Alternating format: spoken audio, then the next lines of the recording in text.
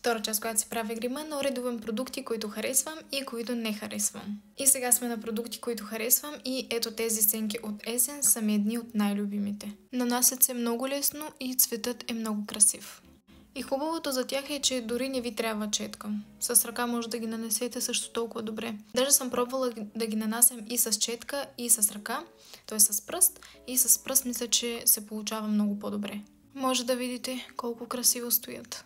Това е единствената очна линия, която използвам в момента и вие знаете колко много я харесвам, така че очната линия ще я пропуснем и преминаваме директно към спиралата.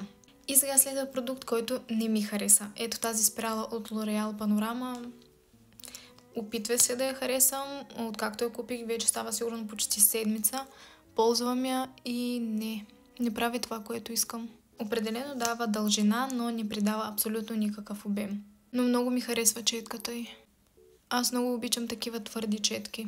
Не е лоша спирала, но има и по-добри. Преминаваме към продукт, който много харесвам и това е молевът за устни на Maybelline. Ето така изглежда и е много кремообразен и е много хубав.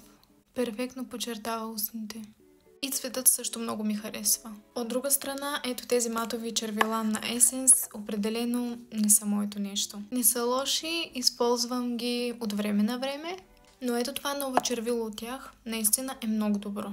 Това е финалният резултат с продукти, които харесвам и които не харесвам. Но мисля, че днес гримът се получи доста по-добре от обичайното.